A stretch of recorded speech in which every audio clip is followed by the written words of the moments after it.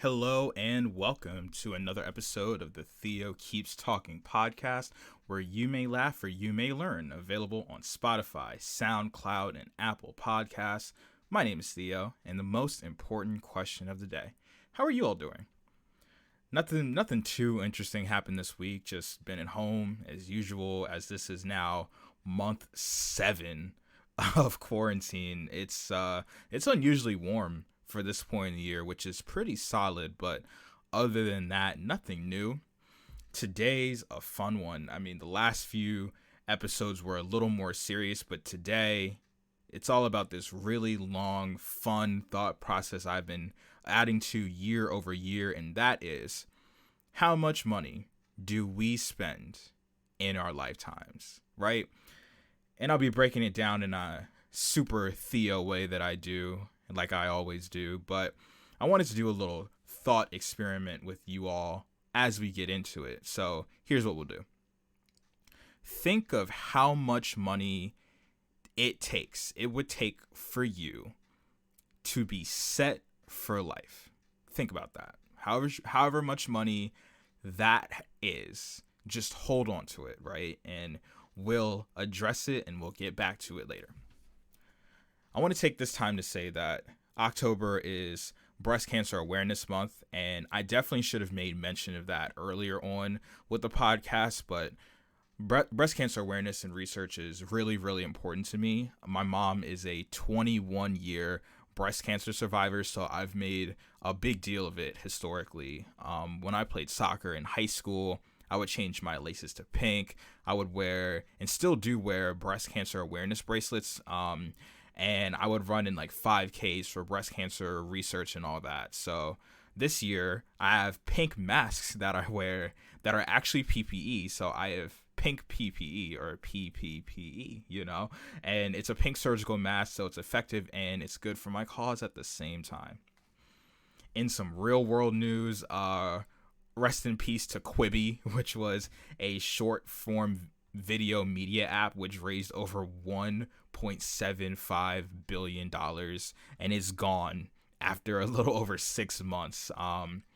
The easiest thing to point to that didn't go well for them is that they didn't pick younger content creators to make content, right? Like they make people like LeBron and Kevin Hart and Chrissy Teigen some shows, but I mean, those people don't even make me watch normal TV for the most part, let alone go on a new app, right?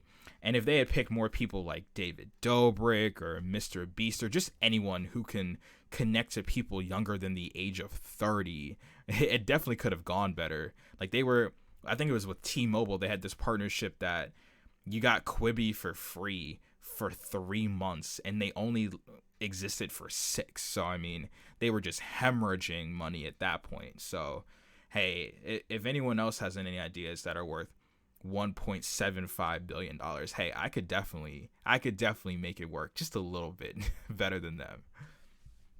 So for the recommendations today, what have I been consuming? I think one of the greatest sports documentaries that I've ever seen, I just watched this week. It's called The History of the Seattle Mariners by Secret Base on YouTube, formerly known as SB Nation. And I barely watch baseball, but it was so good. It was like 3 hours long, the 6 parts that they did. And when I mean I barely watch baseball, I can guarantee you that I haven't watched more than 2 innings of baseball this entire season, right? Like I know like tonight or tomorrow or something is like game 3 of the World Series, but I really just don't watch it, right? But it was such a good watch. Wifey and I are still making our way through Naruto, which has been really solid. We just got to the point where Itachi is right outside of Naruto's room, so that should be fun. Last week in fantasy football, I actually won. It was not a high scoring game whatsoever. And I'm already wary for this next week because I had Carson Wentz on my bench this week, and he balled out last night. I think he had 32, 33 points, so we'll see how that goes.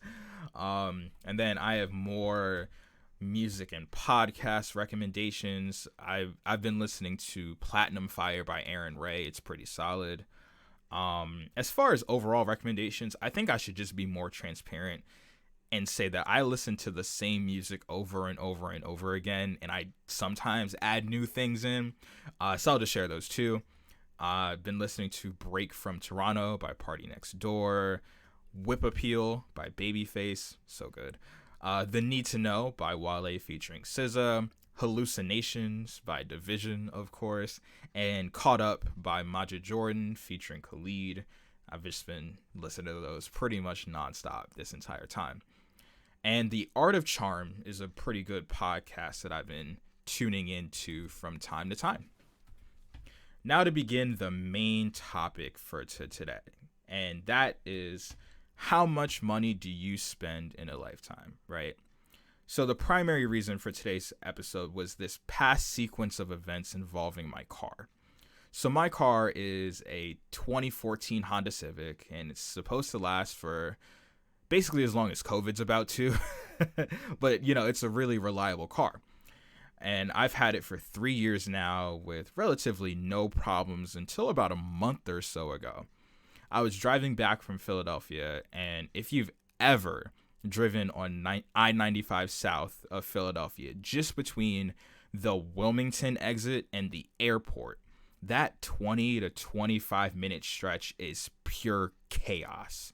It goes from like 4 lanes to 3 to 2 to 4 to 3 to 2. It just keeps going all the way up and down the scale.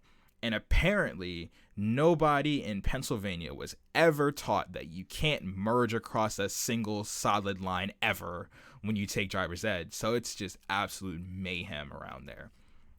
So I'm driving to Maryland, and there was an accident going south right before the Plymouth Meeting exit that's on the right-hand side. And, well, they're all on the right-hand side, but you know what I'm saying. There's the Plymouth Meeting exit, and there was some debris in the left lane. And I couldn't get out of the way in time, so I drove over something. I heard it, but I thought I was fine. About an hour later, I'm right before the Maryland House rest stop, and my tire pressure light comes on. So I pull over, which, for the record, I hardly ever do. I put my estimate of how many times I've made a Philadelphia to Maryland round trip in the neighborhood of 150 times, right?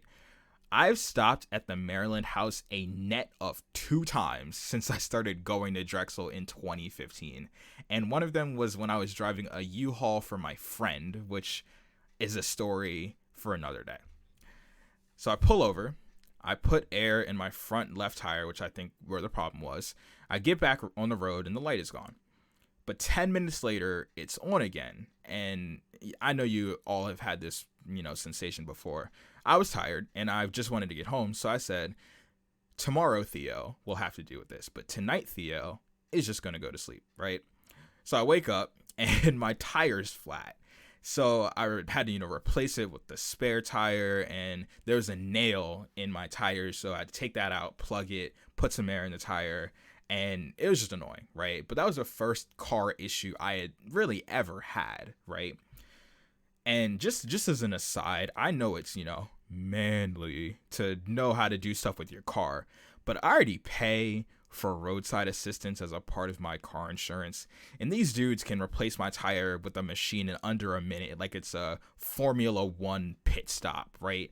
Like, what do I gain from being manly and replacing my tire in my own driveway, right? Like, who am I flexing for? The birds?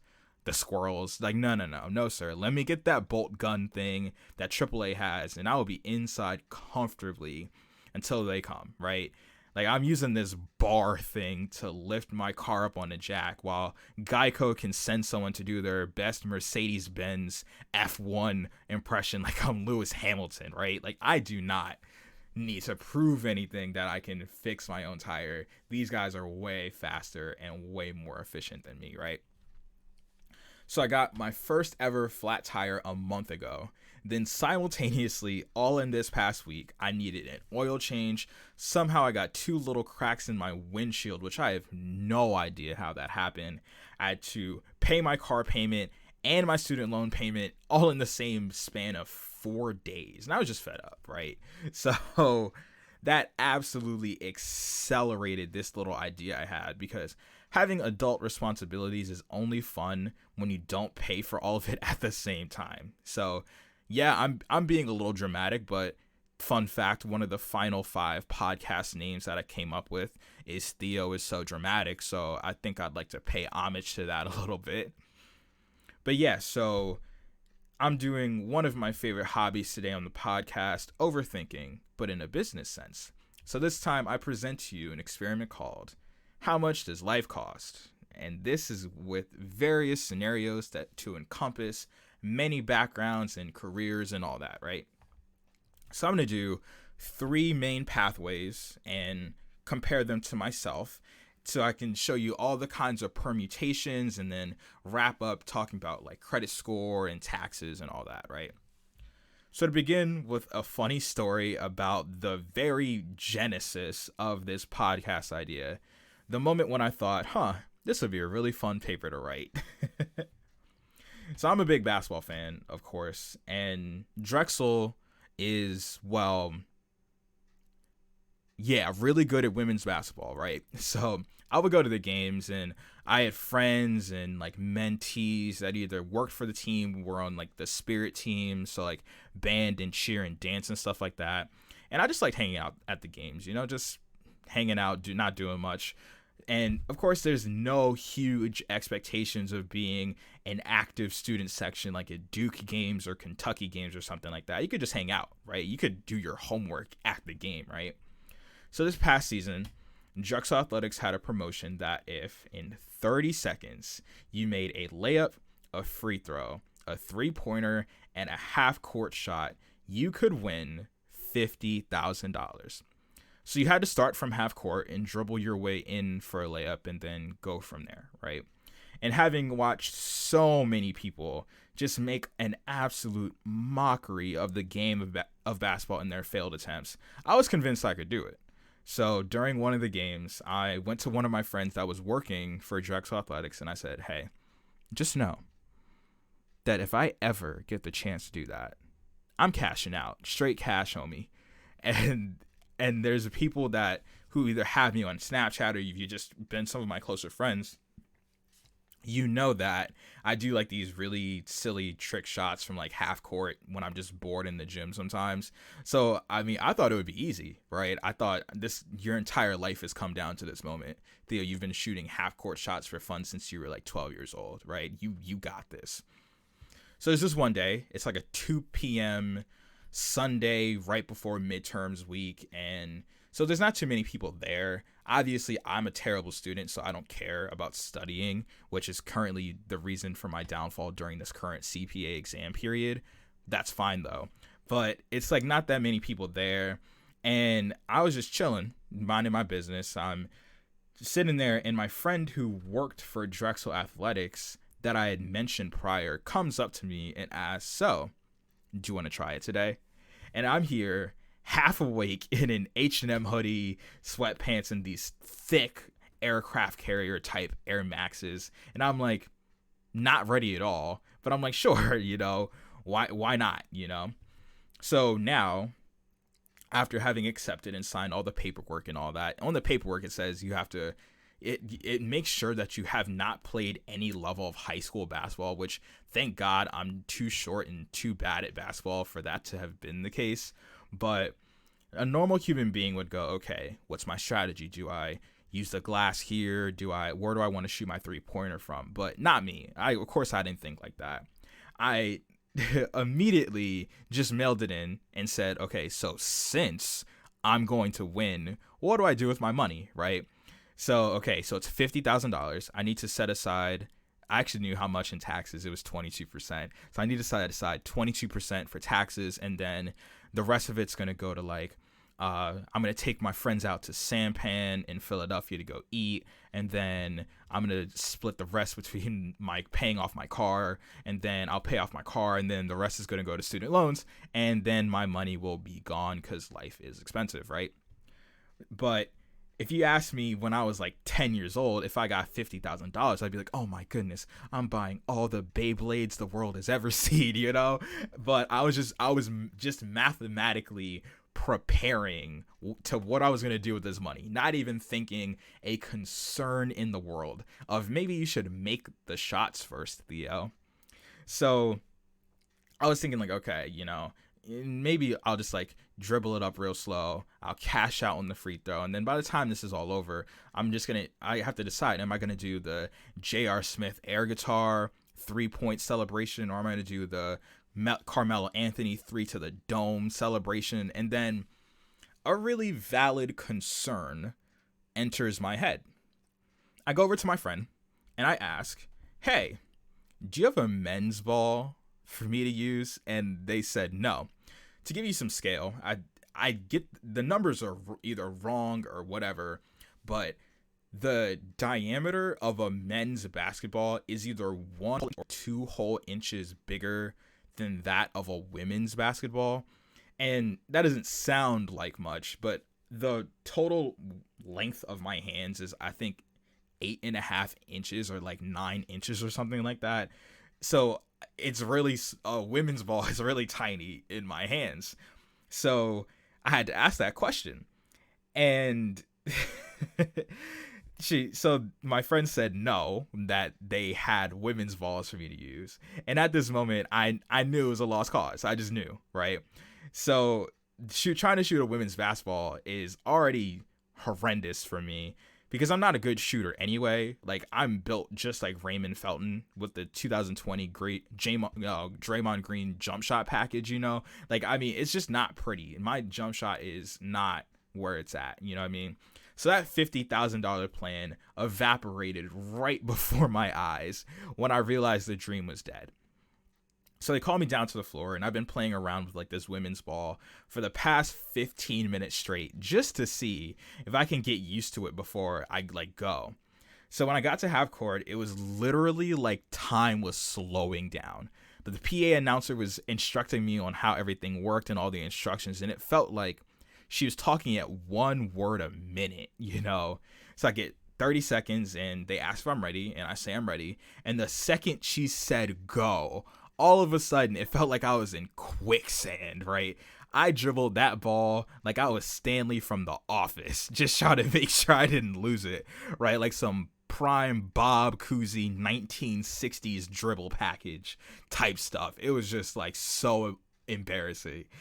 But I was trying to be so careful that I shot the layup with 2 hands, like I've never even touched a basketball before, right? So I make the layup, and I turn around for the free throw, and I airball the free throw. I airballed a free throw, right? And the worst part is what came next. This was absolutely the worst part. I airballed it so bad that it went into the cheerleaders, right? And to make matters worse, they can't help me, right? So they're basically just cones. They're just human cones, right? So the ball is literally in between some cheerleaders, and they can't kick it back to me or pick it up for me or anything like that. So I have to dive in there and get it back. And let me tell you, I was being incredibly cautious about doing that because, point 1, girls have cooties. Right? It's a proven fact, right? Girls have cooties, and you got to stay safe out here. It wasn't a pandemic then, but it's a panoramic now. It is very dangerous, and women have cooties. You must be careful. Point 2, imagine you spend your entire life just, cheerleading is life, gymnastics is life, whatever your pathway is.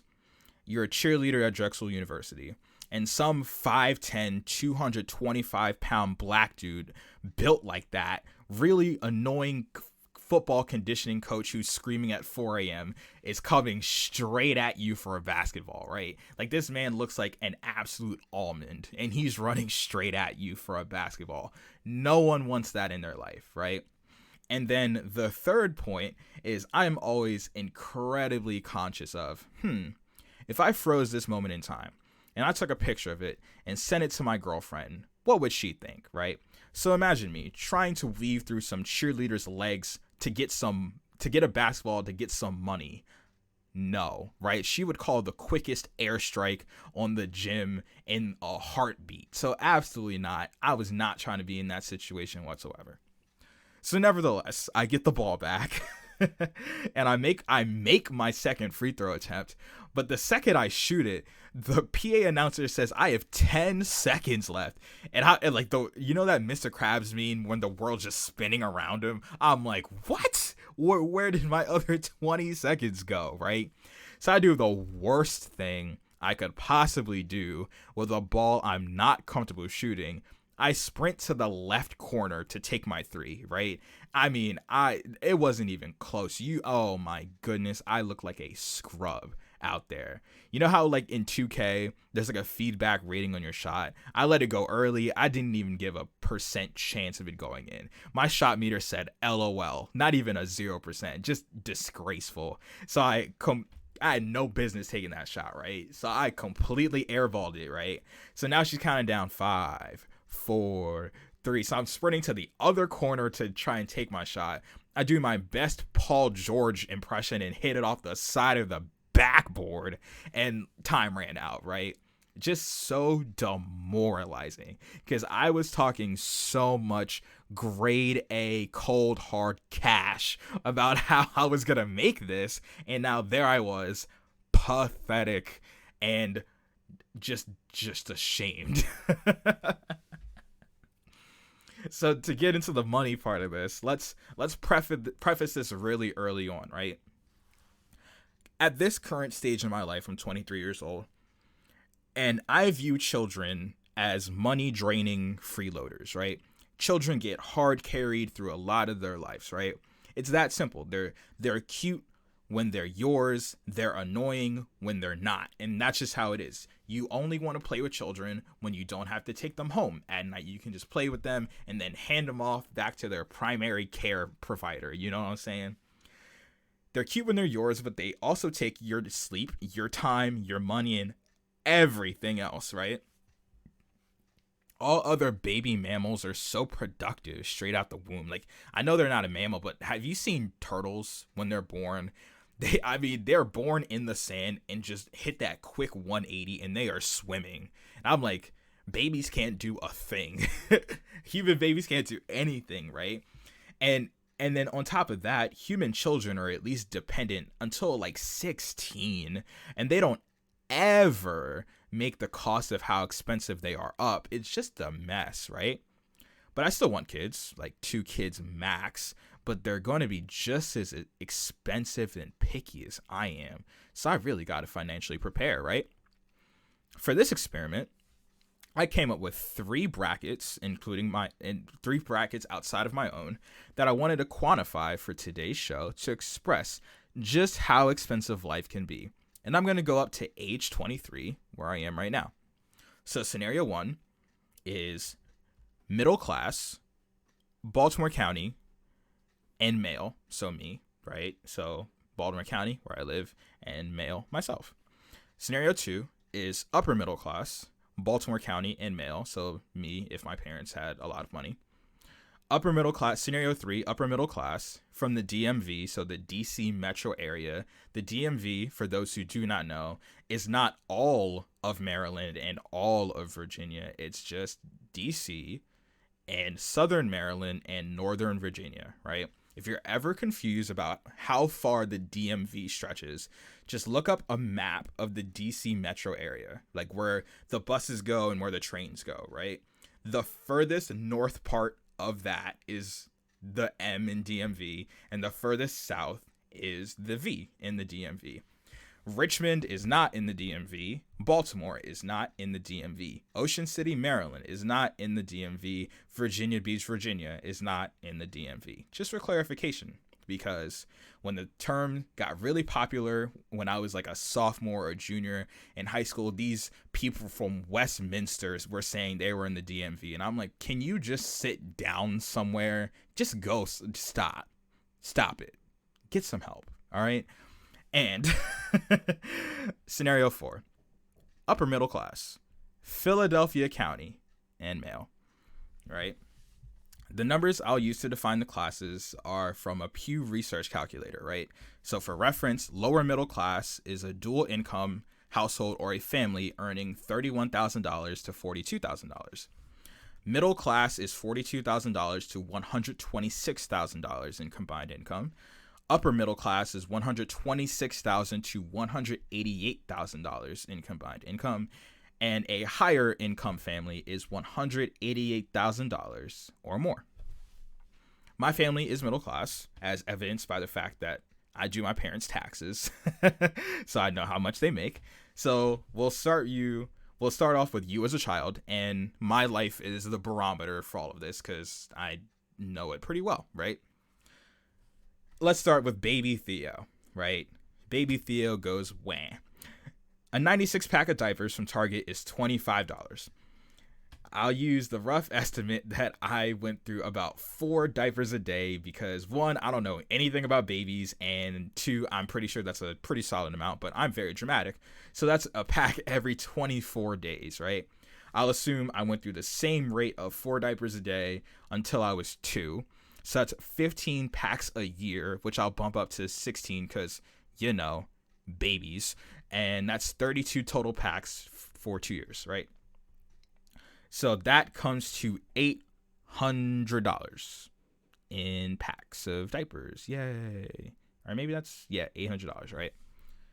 Actually, let me just double check. Let's fact check mid podcast. Let's just do that, right? 32 packs, $25, 800. There it is. And I'll never fact check myself again. Theo, be confident, right? It's like when I take a test, I'm like, it's B. And when I first do it, then I go back later, I'm like, ooh, maybe it's C. You know what I'm saying? I always do that, right? So baby food. Baby food is a little random. So I'll just say I was hungry all the time until I was 2 years old.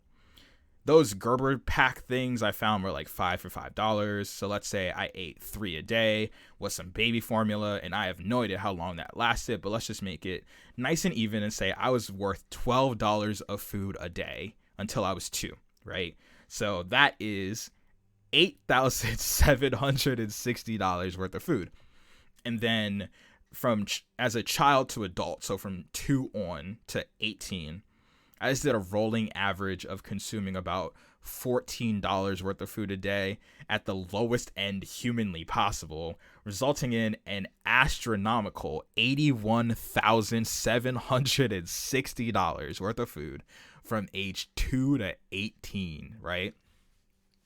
I found some baby clothes, some shoes, some pants, some socks, and I just estimated a grow out of them rate of 3/4 of a year for about 17 years. And I'll spare you the calculations on the really embarrassing Aeropostale, South Pole, Fubu, and Sean John phases of my life and tell you that is a devastating $10,045 combined between shoes and clothes for 17 to 18 years, right? So let's just do all of my extracurricular activities too.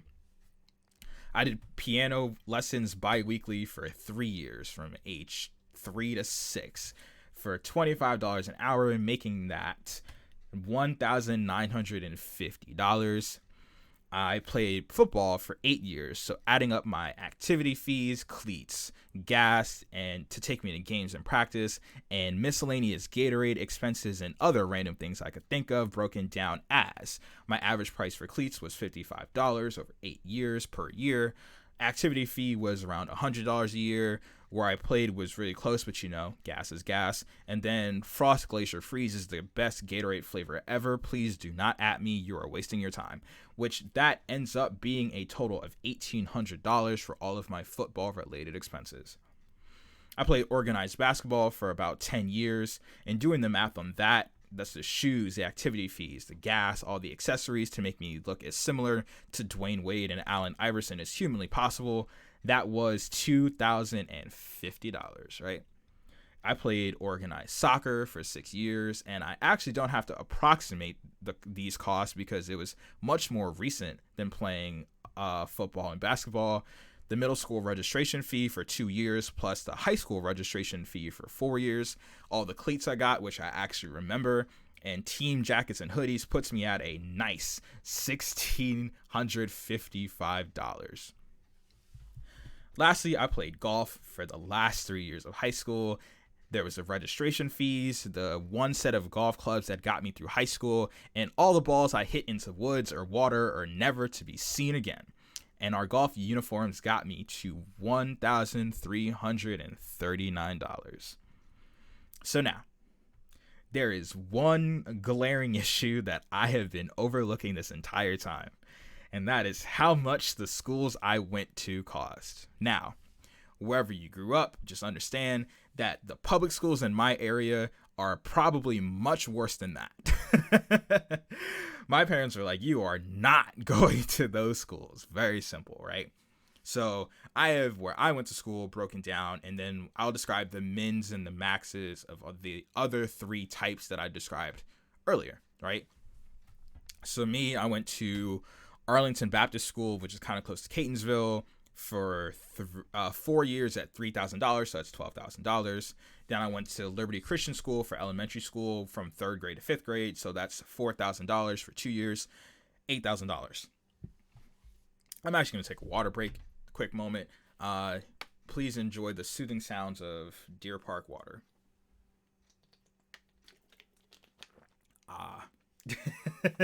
Anyway, elementary school was 2 years, 3rd grade, 3 years actually, 3rd grade, 4th grade. I already did the math. I don't feel like adjusting it. Let's just say, for the sake of my own argument, I just did the math at $8,000, and we will call that a human error flaw. Whatever. Middle school, 6th grade, 7th grade, 8th grade, $5,000 per year, $15,000. Then Chapelgate Christian Academy in Marysville, Maryland. I went there for 4 years, $10,000 a year, $40,000. Then I went to Drexel University in Philadelphia, Pennsylvania, which has an increasing tuition of 3% a year, but I just went for $50,000 a year for 5 years, being $250,000. However, as a nice aside note, for reference, I didn't pay the max of $250,000 at Drexel because I was on a partial scholarship, because I wasn't smart nor Philly enough to get a full scholarship. So I paid around $18,000 for the full years I was there, which is my freshman year and my senior year, and then $12,000 for the half years I was there, so the middle 3 years. So that's a total of $72,000 for 5 years, right?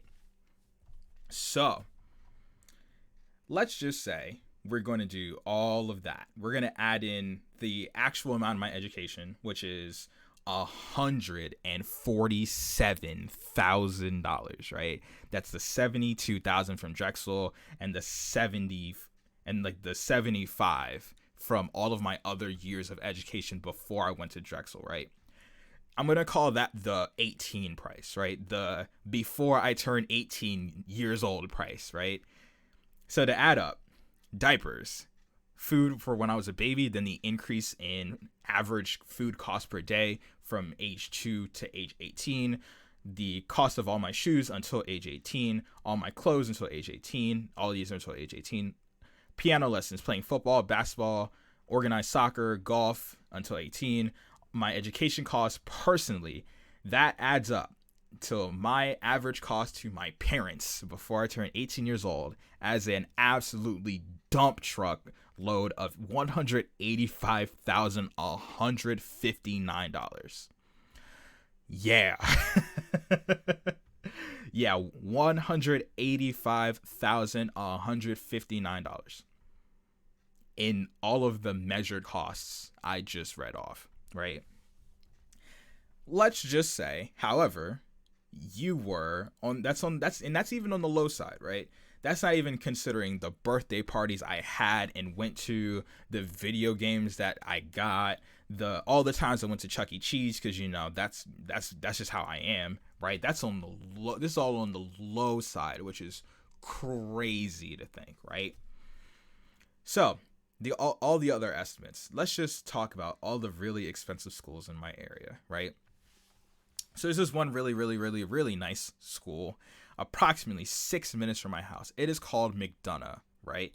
If you want to look it up, you may see that it looks like a college. It's pretty much a college, but it's also a K through 12 school. So I asked one of my friends who went there a while ago, how much did it cost for you to go there from K to 12? Because their parents were rich, right? They broke it down for me. Preschool, 2 years, $21,000 a year. Elementary school, $25,000 $80,000 for 5 years, $125,000. Middle school, McDonough still $28,000 for 3 years, $84,000. And high school, $31,000 for 4 years, right? And I just decided to make them go to the most expensive private school in the Baltimore area, Loyola University in Baltimore. $61,000 a year for 4 years, $244,000 over your college year. That's the max. So if you went that pathway, the McDonough to Loyola pathway, compared to the maximum $325,000 my education costs, if you count the max for Drexel, that cost for the upper middle class of Baltimore County student $617,000 on just education. Just the tuition of education. That's not counting activity fees. That's not counting any extracurricular events. That's just tuition, which is crazy, but not the highest. Let's talk about the DMV.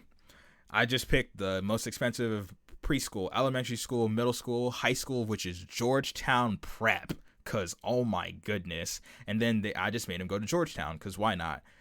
The number I got for adding up all of those years of education, remember, Baltimore County was $617,000. A DMV rich boy would have gone to school for a total absolute stack of $815,000 of education from age 4 to 18, well, to 22, right? 18 years of education, $815,000. Goodness. Oh my gosh. And then for Philadelphia County, I did, give me 1 second. Let's see. Yeah, I did the Haverford School and Malvern Prep just to spice it up a little bit. Excuse me.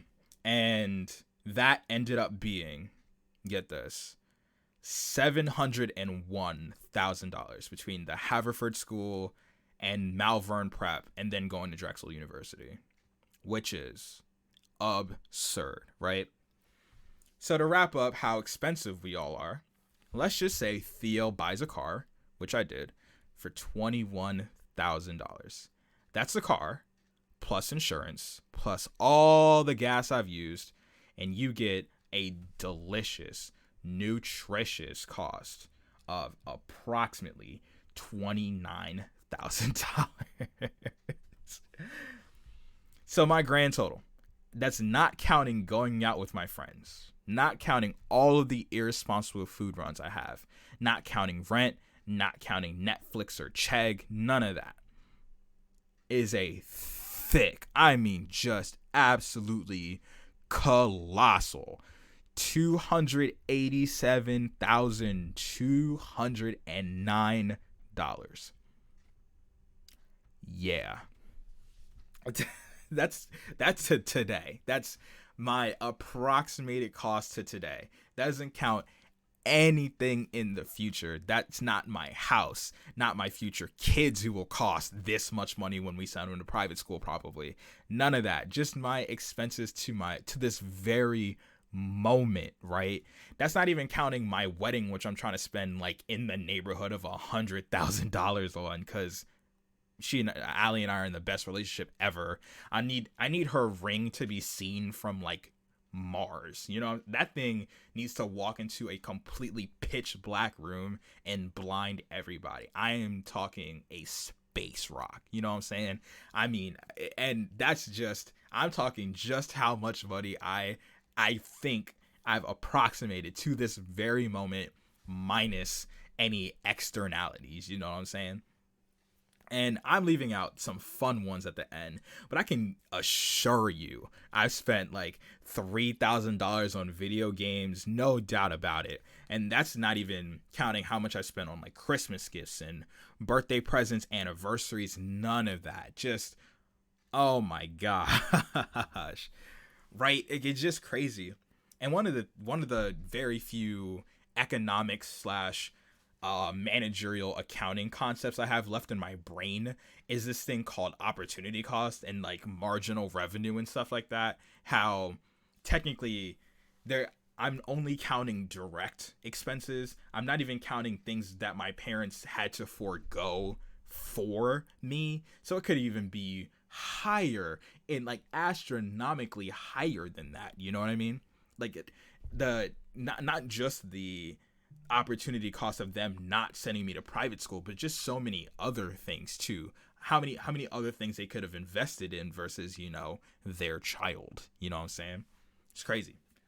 And let's just say, right, sake of argument, that you really got it like that. Like really got it like that.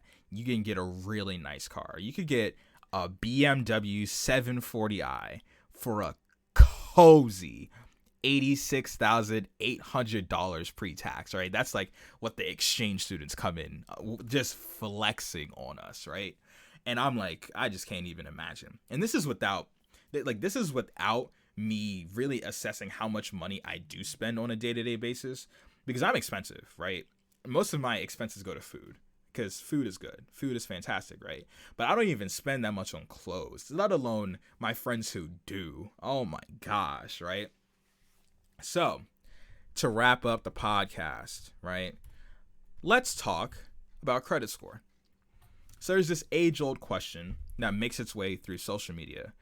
Would you rather have a perfect 850 credit score or $100,000 in cash, or however that goes, right? I'm here to quickly dispel that you absolutely, without a doubt, take that cash. Take it. Oh, no questions asked. Credit score is a measure of how good you are at managing your loans and debt and stuff like that, right? It can be affected by paying loans on time, the amount of loans you have, if you have any revolving credit, stuff like that, right? And the key is to have a high credit score so you can get more things. Like you can be approved for better property and better cars and stuff like that, right? But you also need the capital to pay off your loans and stuff like that, right? There's no good in having a perfect credit score and like get this really stacked up mortgage without the cash to pay off the bill you have now, right? So you got approved with all that good credit, but you need the cash. Take the cash, right? Just for some random credit card advice, it's good to have credit cards. I know people who tell their kids don't have credit cards. It's good to have credit cards, right? The idea is not to pass 30% of your credit limit, so 30% of whatever your assigned credit limit is good to stay there. But consistently using and then paying off a credit card is actually good for your credit score too. One of the fun things I learned from my teacher, and this is I don't know if it's discriminatory or fair, but she says this is true. This is one of my finance professors in the past. She said that your credit score can be lowered if you use your credit card at midnight, 1 a.m. or 2 a.m. And the reason behind it is when you develop a habit like that, the like credit lenders or whoever develop this habit of thinking that you're up late at night, meaning that you have non-routine shift work, which means you also have more volatile income, which I think is flawed. But I mean, in a perfect business capitalism Theo kind of sense, I get it. You know what I mean? But just a random fact. Just be mindful if you were to be on Amazon at 1 a.m. and then your credit score goes down. That's why, right? So, now that we're at the end, and whatever number you had thought of. So remember that number? I said, hey, whatever number you think of that is like whatever amount you think it takes to be set for life, right? I hope you didn't say $287,000, but I hope that you've given a good amount. I hope I've given you a good amount of scale, and you can get the picture of how much this stuff costs, right? Because here's another thing you have to do with that number, right? Take that number and multiply it by 37%. Because that's how much you have to pay in taxes for it, right? Because the highest amount, because that's the marginal rate, of course. It's not all of the amounts and stuff like that. It's about marginal tax rates and stuff like that, which we'll get into another time. But yeah, any amount in the highest bracket, 37% of it gets taxed, and you are definitely not walking away with all of that set for life number you just thought of, right? So I wanted to say thank you for listening through my fun rambling experiment. I'm definitely looking forward to doing more. I'm kind of hoping that the temperature goes down a little bit. Like, it's nice outside, but it's time for Patagonia Theo. You know what I'm saying? Plain Patty Theo is ready to emerge, right? But hey, I hope you all have a good rest of your day, rest of your week, weekend, whatever you may be listening to it. Stay safe, wear your mask above your nose, stay hydrated, and I will see you all next time.